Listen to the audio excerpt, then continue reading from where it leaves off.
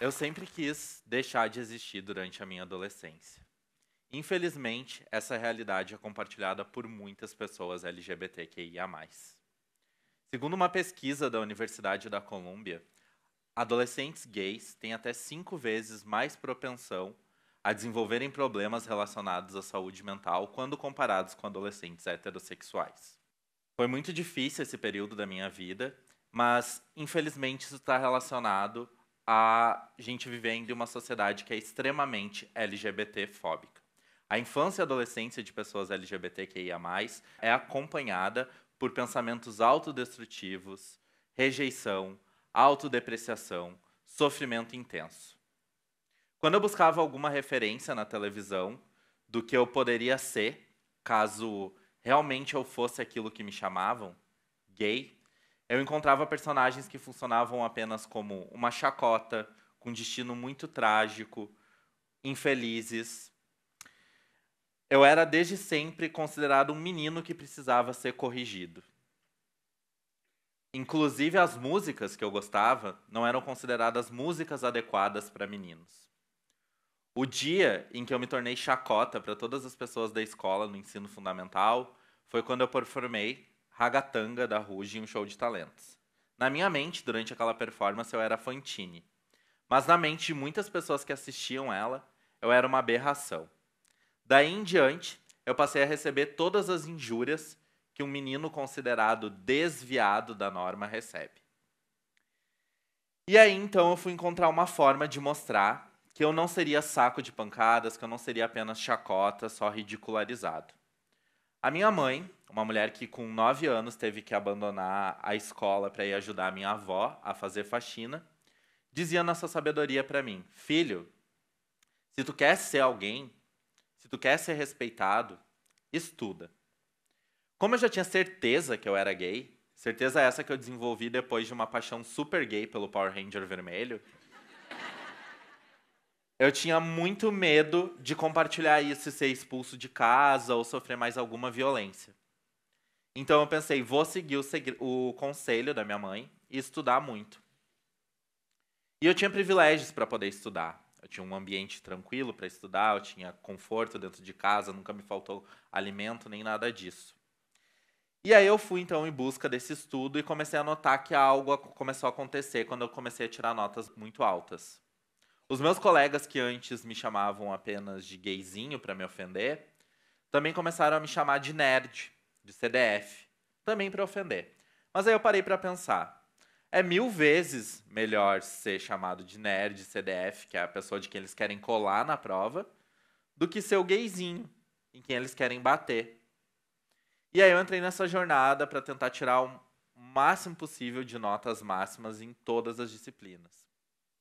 Só que não foi essa inteligência que me tornou quem eu sou hoje e que eu gostaria de enaltecer aqui hoje. Essa inteligência, ela é baseada em notas, currículos, provas, ela é baseada em vencedores e perdedores, em que ganha a pessoa que tem o conhecimento mais formal. A pessoa que tem o conhecimento mais formal será mesmo a pessoa mais inteligente? E de que inteligência a gente está falando quando fala disso? Porque se a gente olha para uma lógica individualista, para as conquistas curriculares de uma pessoa, tá, ok, essa forma de inteligência ela deu muito certo. Mas quando a gente olha para uma lógica coletiva e passa a ver que muitos dos meus colegas que não tinham, inclusive, os mesmos privilégios que eu para estudar, não alcançaram esse sucesso e ainda hoje são pessoas extremamente LGBTfóbicas e que até mesmo apoiam lógicas que violentam a eles mesmos, essa inteligência ela deu muito, muito errado. Então, além de traumas causados pela LGBTfobia, muitas pessoas LGBTQIA+, entram em jornadas desgastantes decorando fórmulas matemáticas, regras gramaticais, fatos históricos, para tentar fugir dessa denominação de aberração e serem reconhecidas como CDFs, como nerds, para tentar criar um escudo, para tentar fugir da opressão.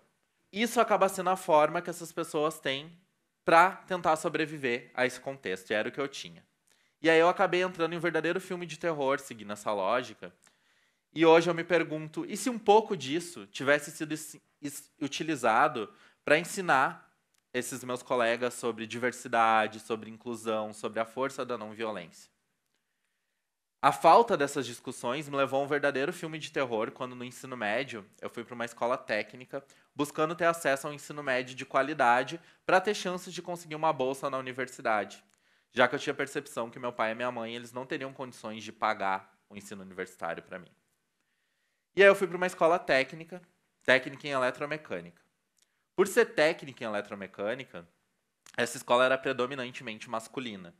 E os meninos que ali estudavam, eles achavam que eles precisavam alcançar o máximo possível o modelo mais adequado de ser homem. E na percepção deles, o modelo mais adequado de ser homem envolvia muito homofobia.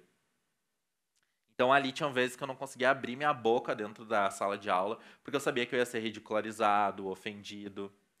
E foi nesse contexto que os traumas de crescer sendo gay começaram a se materializar na minha mente. O medo de ir para a escola começou a gerar estratégias de sobrevivência nas minhas atitudes. Eu preferia ficar doente, eu tentava ficar doente, para não ir para a escola. Porque a dor física ela era mais suportável do que a dor da homofobia, naquele contexto. Mas aí veio algo que transformou todo esse medo em coragem e que tem a ver com uma forma de inteligência que eu não encontrei nos livros didáticos, mas encontrei no poder da imaginação. Através da cultura pop e da internet, eu comecei a encontrar outras pessoas como eu, que eram fãs de histórias ficcionais. Com essas pessoas eu comecei a não me sentir sozinho, e eu comecei a me tornar fã dessas histórias ficcionais, porque nelas eu encontrava debates e possibilidades de discutir coisas que eu não encontrava nos livros didáticos. Então eu comecei a me ver muito na situação da Hermione Granger, de Harry Potter, que era chamada de sangue ruim, que sofria muito preconceito, mas ainda assim demonstrava que ela podia ser uma bruxa incrível e uma amiga extremamente leal. Me via na situação da Ariel, de A Pequena Sereia, que desafiava o pai para correr atrás de uma identidade que ela sempre quis para si. E comecei a me ver explicitamente nos primeiros personagens gays em séries adolescentes que só surgiram no final da minha adolescência. Final do ensino médio, como o Kurt da série Glee, que mostrava que um adolescente pode ser gay e ainda assim pode ser acolhido, ter amigos, se sentir feliz e ter até um namorado. Então eu aprendi sobre direitos humanos e diversidade, primeiro com os textos da mídia e com outros fãs.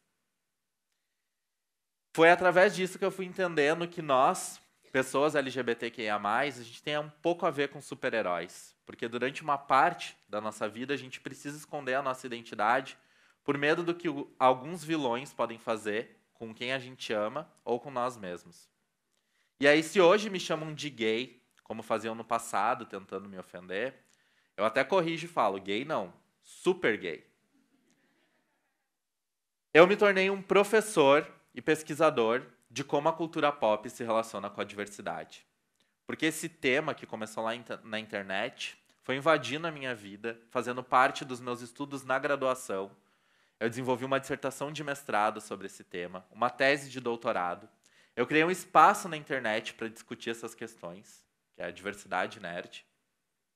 Através da visibilidade nesse espaço, eu publiquei o meu primeiro livro, com o título Pode um LGBTQIA+ ser super-herói no Brasil?, que é um livro mais acadêmico. E a minha primeira história em quadrinho, que eu escrevi uma história em quadrinho de um super-herói gay, com o título Boy Magia contra o Monstro do Armário. E o mais importante de tudo isso é que, através dessa visibilidade na internet, eu recebo todos os dias mensagens de pessoas que querem fazer parte dessa luta, que querem construir um mundo mais diverso, um mundo menos violento para toda a diferença que não faz mal para ninguém. Eu brinco que essas pessoas que apoiam o meu trabalho, que endossam toda essa discussão, que fazem parte dessa luta, elas não pertencem nem ao lado sombrio, nem ao lado luminoso da força, mas ao lado colorido da força. Uma força que entende que arte e ficção são indissociáveis e que a arte salva. Graças a ela, hoje eu não quero mais deixar de existir. Hoje eu quero viver, hoje eu quero existir, hoje eu quero resistir. Muito obrigado.